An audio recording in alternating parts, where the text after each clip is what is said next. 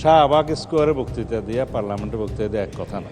জাতীয় সংসদে করা প্রশ্নকে পল্টনের বক্তৃতা বলে মন্তব্য করায় পুলিশ সদর দপ্তরের পরিসংখ্যান দিয়েই স্বরাষ্ট্রমন্ত্রীকে জবাব দিলেন কুমিল্লা ৪ আসনের সংসদ সদস্য ও এনসিপি নেতা হাসনাত আব্দুল্লাহ।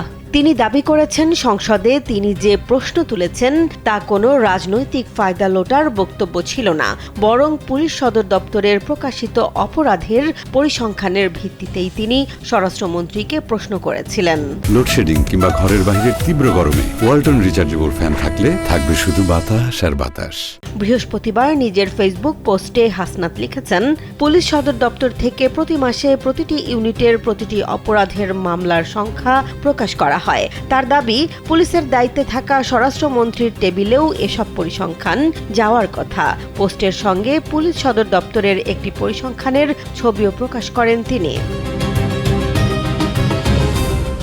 হাসনাতের ভাষ্য অনুযায়ী ওই সরকারি তথ্যের ভিত্তিতেই তিনি জাতীয় সংসদে গত ৬ মাসের আইনশৃঙ্খলা পরিস্থিতি নিয়ে প্রশ্ন করেন। তবে জবাবে স্বরাষ্ট্রমন্ত্রী সালাউদ্দিন আহমদ বলেন, এটা প্রশ্ন হলো না পল্টনের বক্তৃতা হলো বুঝতে পারিনি। একই সঙ্গে হাসনাতের উপস্থাপন করা পরিসংখ্যানের ভিত্তি নিয়েও প্রশ্ন তোলেন তিনি। এরপরই সামাজিক যোগাযোগ মাধ্যমে পাল্টা অবস্থান জানান হাসনাত আব্দুল্লাহ। তিনি স্বরাষ্ট্রমন্ত্রীকে উদ্দেশ্য করে বলেন, অন্য মন্ত্রণালয় নিয়ে মাথা না ঘামিয়ে নিজের মন্ত্রণালয়ের ডকুমেন্ট পড়া শুরু করা উচিত, তাহলে দেশের আইনশৃঙ্খলা পরিস্থিতি সম্পর্কে ধারণা পাওয়া যাবে বলেও মন্তব্য করেন তিনি। হাসনাত যে পরিসংখ্যানের কথা উল্লেখ করেছেন সেখানে অপরাধের ধরন ভেদে মামলার সংখ্যা ওঠানামার চিত্র দেখা যায়।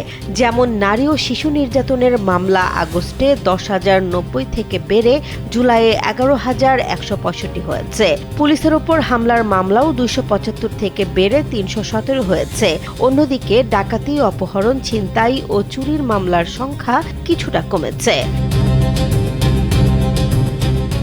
ফলে সংসদে আইনশৃঙ্খলা নিয়ে প্রশ্ন, স্বরাষ্ট্রমন্ত্রীর বক্তব্য এবং তারপর হাসনাতের ফেসবুক পোস্ট সব মিলিয়ে বিষয়টি এখন রাজনৈতিক বিতর্কের পাশাপাশি সরকারি অপরাধ পরিসংখ্যান নিয়েও আলোচনার জন্ম দিয়েছে।